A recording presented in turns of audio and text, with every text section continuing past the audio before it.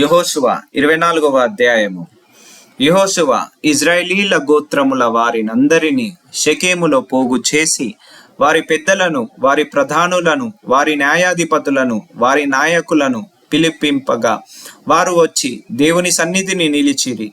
యెహోషువ జనులందరితో ఇట్లనెను, ఇజ్రాయేలీయుల దేవుడైన యెహోవా చెప్పునదేమనగా, ఆది కాలము నుండి మీ పితరులు అనగా అబ్రహామునకును నాహోరుకును తండ్రి అయిన తెరాహు కుటుంబీకులు నది యూఫ్రటీసు అద్దరిని నివసించి ఇతర దేవతలను పూజించిరి. అయితే నేను నది అద్దరి నుండి మీ పితరుడైన అబ్రహామును తోడుకొని వచ్చి కనాను దేశమంతటా సంచరింపచేసి అతనికి సంతానము విస్తరింపజేసి అతనికి ఇస్సాకును ఇచ్చి తిని, ఇస్సాకునకు నేను యాకోబు ఏశావులనిచ్చి తిని, షేయూరు మన్యములను స్వాధీనపరచుకొనున్నట్లు వాటిని ఏశావుకిచ్చి తిని, యాకోబును అతని కుమారులను ఐగుప్తులోనికి దిగిపోయిరి. తరువాత నేను మోషే అహరోనులను పంపి దాని మధ్యను నేను చేసిన క్రియల వలన ఐగుప్తీయులను హతము చేసి మిమ్మును వెలుపలికి రప్పించి తిని, నేను ఐగుప్తులో నుండి మీ తండ్రులను రప్పించినప్పుడు మీరు సముద్రమునొద్దకు రాగా ఐగుప్తీయుల రథములతోను రౌతులతోను మీ తండ్రులను ఎర్ర సముద్రము వరకు తరిమిరి. వారు యెహోవాకు మొరపెట్టినప్పుడు ఆయన మీకును ఐగుప్తీయులకును మధ్య చీకటి కల్పించి సముద్రమును వారి మీదికి రప్పించి వారిని ముంచివేసెను. ఐగుప్త దేశములో నేను చేసిన దానిని మీరు కన్నులారా చూచితిరి. అటు తరువాత మీరు బహుదినములు అరణ్యములో నివసించితిరి. యోర్దాను అద్దరిని నివసించిన అమోరీయుల దేశమునకు నేను మిమ్మును రప్పించినప్పుడు వారు మీతో యుద్ధము చేయగా నేను మీ చేతికి వారిని అప్పగించి తిని, మీరు వారి దేశమును స్వాధీనపరుచుకొంటిరి. వారు మీ ఎదుట నిలవకుండా వారిని నశింపజేసి తిని. తరువాత మోయాబు రాజును సిప్పోరు కుమారుడనైన బాలాకు లేచి ఇజ్రాయేలీలతో యుద్ధము చేసి మిమ్ము శపించుటకు బెయోరు కుమారుడైన బిలామును పిలువనంపగా నేను బిలాము మనవి విననొల్లనైతిని గనుక అతడు మిమ్మును దీవించునే వచ్చును. అతని చేతి నుండి నేనే మిమ్మును విడిపించి తిని.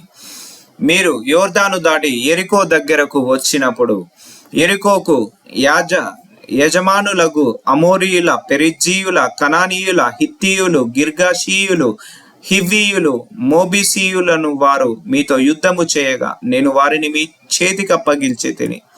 మరియు నేను మీకు ముందుగా కందిరీగలను పంపి తిని, నీ ఖడ్గము కాదు నీ విల్లు కాదు గాని అవే అమోరీయుల రాజుల నిద్దరిని తొలివేసెను. మీరు సేద్యము చేయని దేశమును మీరు కట్టని పట్టణములను మీకిచ్చి ఉన్నాను. మీరు వాటిలో నివసించి ఉన్నారు. మీరు నాటని ద్రాక్ష తోటల పండ్లను, ఒలీవ తోటల పండ్లను తినుచున్నారు. కాబట్టి మీరు యెహోవా యందు భయభక్తులు గలవారై ఆయనను నిష్కపటముగాను సత్యముగాను సేవించుచు మీ పితరుల నది అద్దరిని ఐగుప్తులోను సేవించిన దేవతలను తొలద్రోసి యెహోవానే సేవించుడి. యెహోవాను సేవించుట మీ దృష్టికి కీడని తోచిన ఎడల మీరు ఎవని సేవించుదురో, నది అద్దరిని మీ పితరులు సేవించిన దేవతలను సేవించేదరో, అమోరీయుల దేశమున మీరు నివసించుచున్నారే వారి దేవతలను సేవించేదరో నేడు మీరు కోరుకొనుడి. మీరెవరిని సేవింప కోరుకొనినను నేనును నా ఇంటి వారును యెహోవాను సేవించేదము అనెను. అందుకు ప్రజలు యెహోవాను విసర్జించి ఇతర దేవతలను సేవించిన ఎడల మేము శాపగ్రస్తులమవుదుము గాక. ఐగుప్త దేశమును దాసుల గృహంలో నుండి మనలను మన తండ్రులను రప్పించి మన కన్నుల ఎదుట ఆ గొప్ప సూచక క్రియలను చేసి మనము నడిచిన మార్గములన్నింటిలోనూ మనము వెళ్ళిన ప్రజలందరి మధ్యను మనలను యెహోవాయే మన దేవుడు. యెహోవా ఆ దేశములో నివసించిన అమోరీయులు మొదలైన ప్రజలందరూ మన ఎదుట నిలవకుండా వారిని తొలివేసిన వాడు యెహోవానే సేవించెదము. ఆయనయే మా దేవుడని ప్రత్యుత్తరమిచ్చిరి. అందుకు యెహోవా పరిశుద్ధ దేవుడు, రోషము గల దేవుడు. ఆయన మీ అపరాధములను మీ పాపములను పరిహరింపని వాడు. మీరాయనను సేవింపలేరు. మీరు యెహోవాను విసర్జించి అన్య దేవతలను సేవించిన ఎడల ఆయన మీకు మేలు చేయువాడైనను మనస్సు త్రిప్పుకొని మీకు కీడు చేసి మిమ్మును క్షీణింపజేయననగా జనులు అట్లు కాదు, మేము యెహోవానే సేవించేదమని యెహోషువతో చెప్పిరి. అప్పుడు యెహోషువ, మీరు యెహోవానే సేవించేదమని ఆయనను కోరుకున్నందుకు మిమ్మును గూర్చి మీరే సాక్షులై ఉన్నారనగా వారు మేము సాక్షులమే అనిరి. అందుకతడు, అలాగైతే మీ మధ్యనున్న అన్య దేవతలను తొలగద్రోసి ఇజ్రాయేలీల దేవుడైన యెహోవా తట్టు మీ హృదయమును త్రిప్పుకొనుడని చెప్పెను. అందుకు జనులు, మన దేవుడైన యెహోవానే సేవించేదము, ఆయన మాటయే విందుమని యెహోషువతో చెప్పిరి. అట్లు యెహోషువ ఆ దినమున ప్రజలతో నిబంధన చేసి వారికి షెకెములో కట్టడను విధిని నియమించి దేవుని ధర్మశాస్త్ర గ్రంథములో ఆ వాక్యములను వ్రాయించి పెద్దరాతిని తెప్పించి యెహోవా పరిశుద్ధ స్థలములో నున్న సింధూర వృక్షము కింద దాన్ని నిలవబెట్టి జనులందరితో ఇట్లా నేను ఆలోచించుడి, యెహోవా మనతో చెప్పిన మాటలన్నీయు ఈ రాతికి వినబడెను గనుక అది మన మీద సాక్షిగా ఉండును. మీరు మీ దేవుని విసర్జించిన ఎడల అది మీ మీద సాక్షిగా ఉండును. అప్పుడు యెహోషువ ప్రజలకు తమ స్వాస్థ్యములను వెళ్ళనంపెను.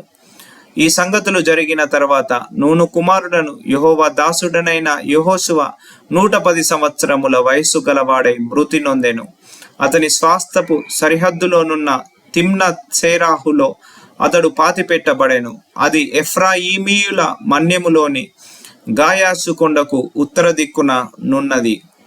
యెహోషువ దినములన్నింటిను యెహోషువ తరువాత ఇంకా బ్రతికి యెహోవా ఇజ్రాయేలీల కొరకు చేసిన క్రియలన్నింటినీ ఎరిగిన పెద్దల దినములన్నింటిను ఇజ్రాయేలీల యెహోవాను సేవించుచూ వచ్చిరి. ఇజ్రాయేలీయులు ఐగుప్తులో నుండి తెచ్చిన యోసేపు ఎముకలను షెకెములో అనగా యాకోబు 100 వరహాలకు షెకెము తండ్రి అయిన హమోరు కుమారుల యొద్ద కొనిన చేని భాగములో వారు పాతిపెట్టిరి. అవి యోసేపు పుత్రులకు ఒక స్వాస్థ్యముగా ఉండెను. మరియు అహరోను కుమారుడైన ఎలియాజారు మృతి నొందినప్పుడు ఎఫ్రాయిమీయుల మన్య ప్రదేశములో అతని కుమారుడైన ఫినెహాసునకు ఇయ్యబడిన ఫినెహాసు గిరిలో జనులు అతన్ని పాతిపెట్టిరి.